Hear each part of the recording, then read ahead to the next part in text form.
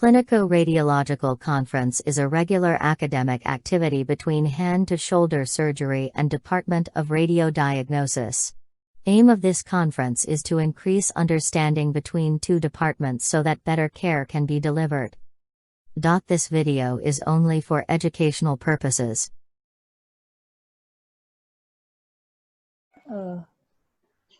So this is a second edition of Clinico-Radiological Conference. As in last conference, we wanted to discuss the Kienbock's classification. So I'll ask Dr. Prerna to put some light on Kienbock's classification or staging. In our last session, we had discussed in detail about Kienbock's disease. And Kienbock's disease, the etiology could be prior trauma or repetitive microtrauma. And we had discussed how negative ulnar variance has a strong association with Kienbock's. So why do we need to stage Kienbock's? It's required to stage Kienbock's for standardization, for better communication between the orthopedician and the radiologist, for determining the prognosis, and for deciding the treatment. So Lichman staging of Kienbock's is the popular staging method. In this, there are 4 stages. The type 1 stage is when in the radiograph, normal findings are seen, but when an MR is done, then edema is seen, which is hypointensive T1 weighted images and hyperintensive T2 images. Then coming to stage 2, in stage 2, sclerosis in the bone can be seen on the radiograph, which appears as radio density within the lunate. However, the morphology of the lunate is normal. In MR, in case of stage 2, there'll be edema, and a variable signal will be low on T1 weighted images and variable on T2 weighted images. Coming to stage 3, stage 3 is subdivided into 3A, 3B, and 3C. And in stage 3A, the radioscaphoid angle will be less than 60 degrees, whereas in stage 3B, the radioscaphoid angle will be more than 60 degrees. So this was something which we were discussing in detail last time. So how do we calculate the radioscaphoid angle? We calculate the radioscaphoid angle by taking a lateral radiograph, and a line is drawn along the axis of the radius, and another line is drawn along the axis of the scaphoid, and the angle formed between these two lines is the radioscaphoid angle. So if this angle is less than 60 degrees, then we have stage 3A, and if this angle is more than 60 degrees, then it's stage 3B. In stage 3C, there is a collapse of the lunate, and a lunate fracture could be seen in stage 3C. And in stage 4, degenerative arthritic changes will be seen at the radiocarpal or the midcarpal joint surfaces. So our main point of confusion, which was stage 3A and stage 3B, how to tell whether it's stage 3A or stage 3B. So we take the radioscaphoid angle, and in stage 3A, the radioscaphoid angle is less than 60 degrees, and in stage 3B, the angle is more than 60 degrees.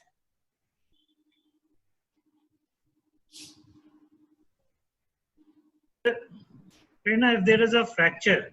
Yes, sir. So the thing was what we were discussing, if there's a fracture, then it automatically goes to 3C. Yes, sir. Whatever the angle is. Yes, sir. Okay. So, Akram, you want to ask something? Yeah. So Prerna, this was good presentation, but we would have loved to see a 3B X-ray wherein we could see a hyperflex scaphoid on a lateral view. So that's homework for Amit.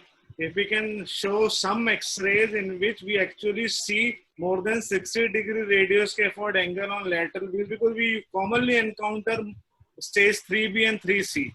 Right, sir. So we can show some of our cases from the department only. Yeah.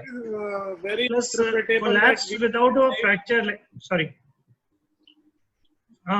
Please continue, please. Any collapse So, without a fracture? See, collapse is happening. If you see a fracture line, so would you take it directly to 3C? So whenever there is a fracture, the classification says that it should be 3C. Okay. So if the fracture is separating the lunate into a volar and a dorsal fragment, then it is a 3C classification according to all journals. They say that when there is a separate volar and lunate fracture, so interlunate fractures are there at the time of collapse also. But when you can see a volar and a dorsal fragment, then it enters a stage 3C. It is Complete plausible fracture that A coronal collapse, fracture. there is complete dissociation between lunate and lunate and scaphoid is free to flex completely. So whenever it enters that stage, such high grade, it flex. There is no more association between lunate and scaphoid. So it is independent to flex, which is a natural tendency of the scaphoid to go into hyperflexion. See, that happens in 3B also. Whenever there is a collapse and separation, the angle increases because there is a separation going on. We would like to we'll collect few X-rays and we'll discuss 3A, 3B, 3C. Now next time I think we'll discuss 3A, 3B, 3C with examples with X-rays, CT and MRI. Right, sir. And what about Bain's class? Any other classification, or we want to stick to this only? So radiologically, we stick to this classification only. So we went through some other literatures. So the basis is the same. So, but some says that there is just 3A and B, where in B they have told about the fractures. But Lichman himself created this classification where he has divided into A, B, and C. So we generally follow this classification only. Sure. So we start for today's cases. So today we have 3 cases, I think.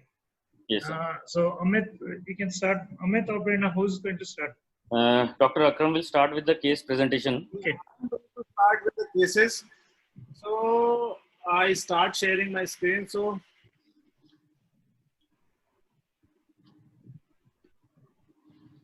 thank you all again. This is the second edition of Clinical Radio Conference. So case 1. So she was a young female wrestler with history of pain in right elbow. She is a wrestler, competitive athlete. She complained of tenderness over medial aspect of elbow. We don't elicit any gross instability, valgus instability, particularly in her elbow.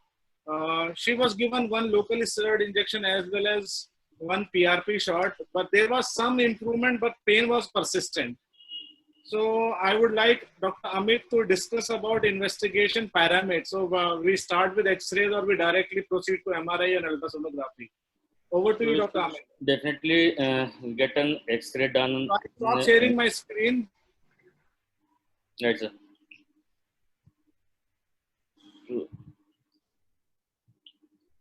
So X-ray is definitely the primary modality. We should do in 2-dimensional orthogonal planes, where we should do a lateral and the AP view to see any abnormality in the alignment or there is any bony fracture.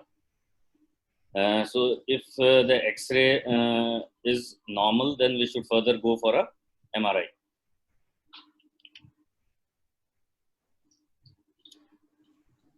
Amit, your screen.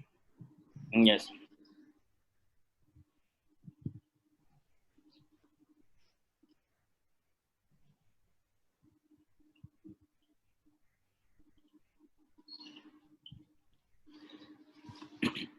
So as I told, X-ray should be the primary modality. The X-ray was done somewhere outside, and the X-ray was normal, and then the patient went for a MRI. So these are the MRI images. These are all proton density fat suppressed images. So that's why you are able to see the bone black, because the marrow fat is all suppressed. Even the subcutaneous fat is suppressed, and we are seeing a dark signal in all the 3 sequences. So the first image is a axial image through the epicondyles of the humerus, where you can see some high signal intensity in the medial epicondyle. This is the medial epicondyle and this is lateral epicondyle. This is the olecranon process, which you can see. So there is some high signal in the lateral epicondyle, which suggests that there is a marrow edema, which can also be seen in this coronal image. Along with the marrow edema, we can see a discontinuity in one of the fibrous-like strand, which is just seen close to the or just anterior to the medial condyle of the humerus. So this is the location of the ulnar collateral ligament, which attaches to the ulna here and then to the condylar space in the humerus. So this should be a continuous band. You can see this is a continuous band, so the inner band should also be continuous. But in this image, you can see there is a discontinuity of this band, which suggests that there is a tear of it. But we cannot see any retraction of the fibers, which suggests that this should be a partial tear. Same in this is the sagittal PDFS image, where we can see this small discontinuity. But for ulnar collateral ligament, the ideal image is a coronal image where we can see the ligament in full length. So coming to the ulnar collateral ligament, actually it has two specific bands, and the anatomy will be told in detail by Prerna now. So there is an anterior band and there is a posterior band. The anterior band is the most common band which gets injured as it is longer in its length and it is more mobile structure. Whereas the posterior band, this is the posterior band actually. So the posterior band injury itself is not as common as the anterior band. Right, sir. So should I start sharing my screen?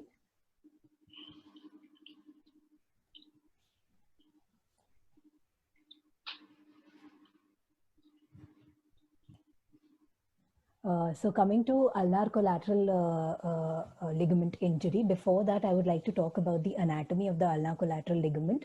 The ulnar collateral ligament connects the medial epicondyle with the ulna, and there are predominantly three bundles. The anterior bundle originates from the medial epicondyle and inserts onto the sublime tubercle of the ulna. The posterior bundle is a fan-shaped capsular attachment which attaches to the ulna, and the transverse bundle however, does not have a humeral insertion. It inserts from the sublime tubercle to the coronoid, inferior coronoid surface. The anterior bundle is the strongest bundle out of these three bundles, and it is the most important fiber responsible for valgus stability of the elbow. So in case of valgus overloading, there will be tensile forces which will act on the medial surface of the joint, and this is the anterior bundle of the medial collateral ligament. So these tensile forces will act on the ulnar collateral ligament, which can get avulsed either at the, which can get torn either at the humeral attachment or at its ulnar attachment at the sublime tubercle. Also, there can be a interstitial tear. In the adjacent to it is the ulnar nerve. So in case of valgus overloading, the ulnar nerve can also get injured.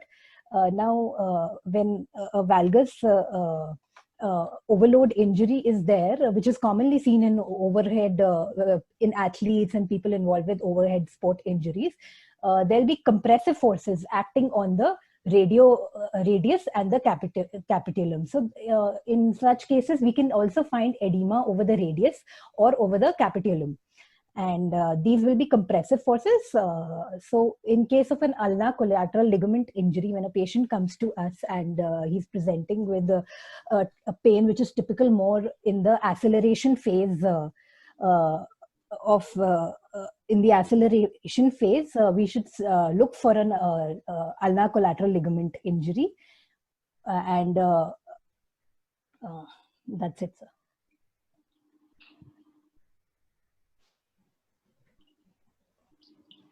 Hello. Hello. Prerna, don't stop sharing. We'll continue with the slide only. So we took the patient under anesthesia. We did on the C-arm, we did a fluoroscopy giving a valgus strain.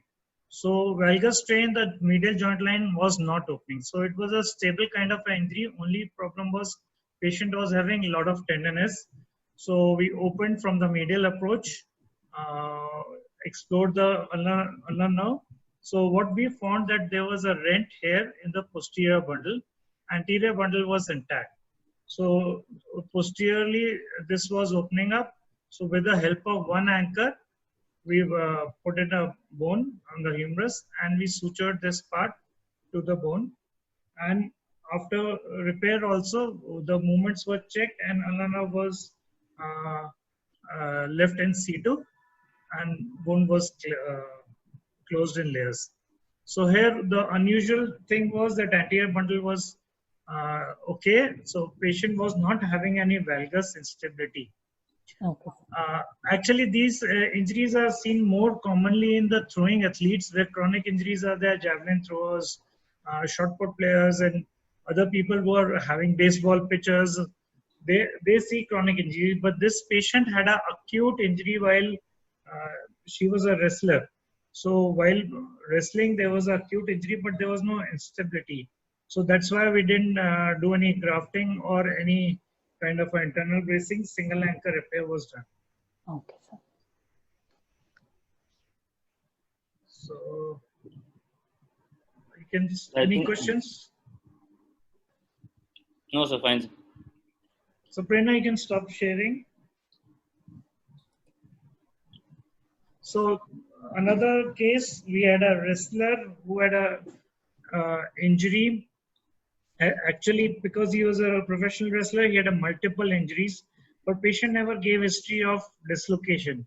But there were number of injuries, one major injury and 2 or 3 minor injuries before he came to us. These injuries were from 5 to 3 months old.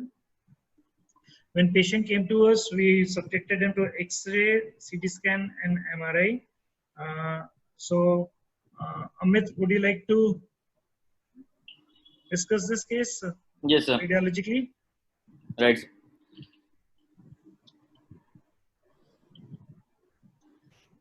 So this patient came to us with a previous MRI, which was done on 25th of May this year, and then they came to your OPD for a consultation.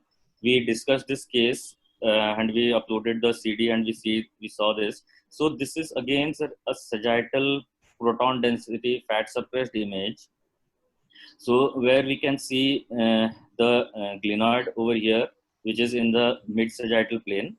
We can see anterior to the glenoid, there is some hyperintense signal, which is looking like fluid with some septa. So there's some joint effusion.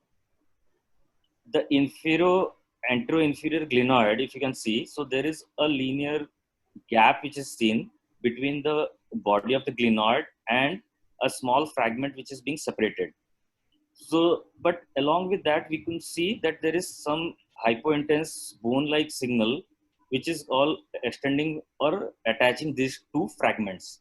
So this looks like to be a partially fused bony Bankart lesion. So the patient was then advised for a CT scan, and he came to us for the CT scan on 3rd of June to see the status of this bone fragment, whether it is fused, partially fused, or completely fused. So we did this CT. This is a reconstructed sagittal image where we can see the glenoid, the inferior rounded or circle of the glenoid end face. The bone fragment which is corresponding to the MR image is still seen in the inferior aspect. But we can see there is some fusion of these two bones in the inferior aspect. Well, in the anterior aspect, there is some gap still left. So this patient was then discussed with you, and then you further advised for further management.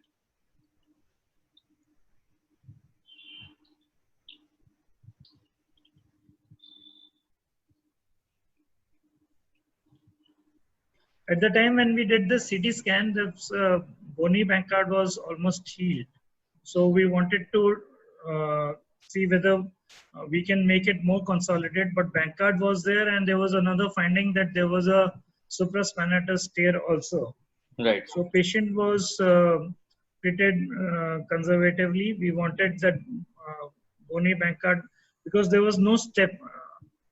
Amit, can you show us the transverse pictures in which there was no step in the on the face? So we decided to let it fuse because this case was a old injury. Okay, So, so that transverse image is not with me right now. okay, so I'll just describe those. That time there was no step, bone was healing, bony Bankart was healing. So we decided let it consolidate. Once consolidated, we re-examined the patient after a month or so. Then when patient still had symptoms and apprehension positive, so we repeated the scan. Do you have repeat scan, Amit? Yes, sir. So this is the scan which was done 1 month later. It was done on 6th of July. So this is the MRI sagittal image where if we compare the previous MRI, we can still see the status of this bone fragment is the same. The gap is there anteriorly, whereas inferiorly there is some fusion. We did also a correlative CT in the same sitting just to compare it. So if you see the comparison between the 3rd of June and 6th of July, the bone fragment separated is the status is still the same. There is no increased callus formation or fusion, and the gap between the fragments were the same in the last 1 month duration. What about the Bankart lesion and? So the Bankart and the supraspinatus tear was still the same, but there was some amount of fibrosis we could see. It was a partial thickness tear at that time, but it was a high grade. And in the 1 month duration, there was some interval fibrosis. The Bankart was unchanged. Okay. So we went in, did a arthroscopy. On arthroscopy, the labrum was attached to the bone, separated bone. Bone was, after probing with the probe, bone was firmly healed. So what we did a Bankart repair on the inferior part. This part of the labrum was intact, and then there was a 3 o'clock to 5 o'clock. There was a Bankart, a separated Bankart, so that was repaired. But we found that supraspinatus also was like most of it was separate. We could see from intraarticular edge of the supraspinatus tear. So we did a double row repair for the supraspinatus, and now patient is after post-op. We'll discuss after 2 to 3 months what are the findings. But on what we saw intra-op was that bony fragment, the labrum was attached, but inferior and superior to the fracture, labrum was completely detached. There was no hill sac. So hill sac wasn't there. Okay. So we didn't do anything posteriorly, and we repaired. Another finding, there was a slap also was there. Amit, yeah, slap was there, which we repaired. Slap was repaired in this case. So the whole of the anterior labrum was bad. Yeah, sorry, whole slab was there. So we did a anchor, 3 anchors on the glenoid, 1 anchor for the slab, and 2 anchors for the supraspinatus. Okay. And so what you did for this bone fragment? So it was left. No, it was because we probed. It was not. It was well healed. Okay. So we did not, because if we try to separate it, then because it was well healed and there was no step, so we let it there. So gradually the anterior aspect of this gap will also be filled by the callus? Yeah, this should feel. I don't know whether you can appreciate, but I find that there's the gap is being filled with the callus. Some interval callus formation. Yeah. One of the CT scan showed that at the neck also there was a callus. Okay, fine. So we will go for a follow-up imaging. So any protocols then? See, usually we don't do the follow-up imaging. Usually we don't do. If there are symptoms, then only we do it. But we'll keep the patient under follow-up. Look for the stability. Look for the strength. Because this patient had multiple problems. So I think it will take some time for him to come back to normal activities. Okay, sir. So next case, what was the next case? So next was that malunited lateral epicondyle fracture. Yeah. Okay.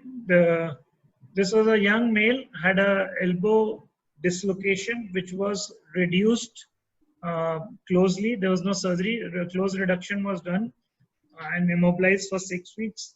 After mobilization was done, patient found that he had a flexion deformity of 90 degrees, movement from 90 to 110, 115. So he was not able to extend beyond 90 degrees.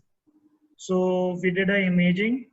We found that posteriorly there was a bone formation on X-ray. Amit, you have the X-rays? Yes, sir.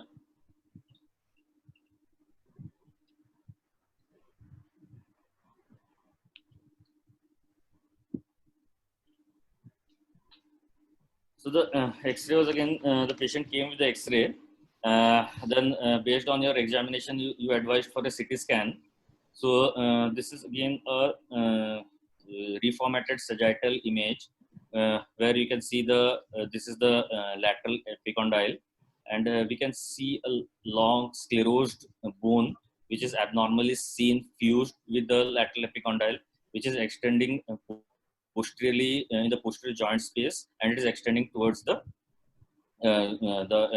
radial side. And this was a fixed bone, and we also did an academic ultrasound where we saw that this is some impinging on the posterior fat. There was no movement of this fragment on dynamic study. This is a 3D reconstructed image where we very nicely see a cup-like fused bone with the lateral epicondyle, and it is all impinging on posteriorly and is being curved towards the radial aspect. So when we took the patient for surgery, the two things, like he had a very severe flexion deformity, and for almost a year or so, more than a year. So what happens, the tissues, they become contracted. So anterior tissues were contracted, which we had explained to the patient that he might require long-term physiotherapy for starching the tissues. So in this case, what we did a dual approach or columnar approach. Medial side and lateral, 2 incisions were given.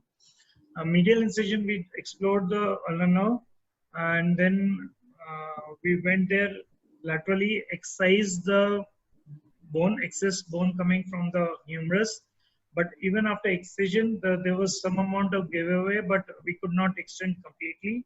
So from medial side, we entered, we opened erased the brachialis muscle and the anterior capsule. Once we removed cut the anterior capsule completely, we were able to extend. But again, because biceps was tight and skin was tight, so this patient, we could get a extension on table, but there was some on 15 degrees of elasticity, like you leave the 15-degree flexion was coming back.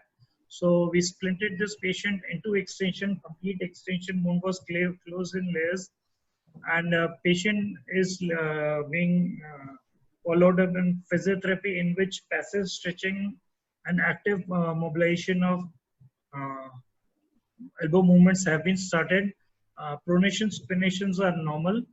So active physiotherapy started, because all these soft tissue structures which are anteriorly, they were also tight. So patient would require some amount of physiotherapy rehabilitation to get the full movements. So one question, so this fragment, which is a malunited thing, so this should be a part of the lateral epicondyle? See, this is a part of a lateral epicondyle, but it is not a main articular surface. As you can see, the capitulum is okay, but posteriorly there was a maybe osteochondral fragment which got displaced during the dislocation, or avulsed from the capsule while dislocation, and which was malunited, which was causing a bony block. So because of the bony block, patient was not able to extend. Because of chronicity, the anterior, especially biceps and anterior capsule, they became tight. So here I want to say, if you go laterally only and remove the bony fragment, you might not get the full correction, and whatever correction you get, it is something like a reversible thing. Like you can passively extend it, but it comes back because atria capsule is tight. So you have to go from the medial and erase the anterior structures as much as possible to get the full correction. Okay, sir. So the whole part of the bone was excised. Yeah, this whole part of the bone was excised, so there was nothing on the posterior aspect. There was and this is the articular surface which was intact. So whole this osteochondral fragment was excised, or maybe heterotropic ossification was excised. Okay, sir. So we have a post-op X-ray also. Yeah. So this is that. So now we are not seeing any bone fragment here, which was seen in the CT. I think there is some calcification here that can be. That was in a soft tissue. You can, when we go erase it, it is part of. We don't want to remove the excise the ligament. It is some amount of periosteum in the bone in the collateral ligament. Okay, sir. So we just plus, as you can see, it is in the full extension. This has been splinted. Now we have removed the splint. Patient is under mobilization, and you can see that medial and lateral two operators were used. Right, sir. To minimize the soft tissue. Though there are two incisions, but we just go subperiosteally and do the release and come back. So stability is maintained. So you can mobilize patient early. Right, sir. So any chances of myositis ossificans developing in such cases? Yeah, there are definitely, because when you erase subperiosteally, the new bone formation is there. But if you mobilize, active mobilization early, so chances are that it will affect the movement are very low. So here the key is elbow should be stable. If elbow is stable, then you can mobilize them early.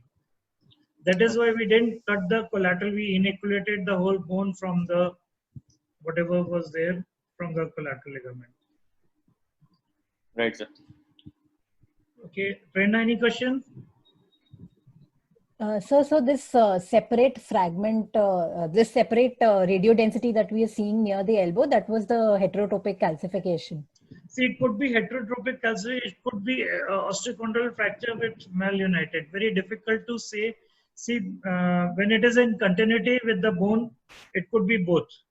Okay. If it was in the soft tissue only, then chances of myositis ossification or heterotropic ossifications are high. This was in continuity. So it could be avulsion at the time of dislocation, which got malunited in immobilization, during immobilization. Okay. Amit, anything you would like to ask? Fine, sir. Mr. Gaurav. So for next time, anything which we would like to discuss? So the Kienbock's sub variety of classic stage 3. Yeah. And I think for the L, shoulder instability, what about would like to discuss the bone loss thing? So we'll do one thing. So we'll discuss about the different methods of calculation of the bone loss. And before that, some mechanics of the Bankart and Hill-Sachs. Maybe some reversed Bankarts also. Okay. I think that should be okay.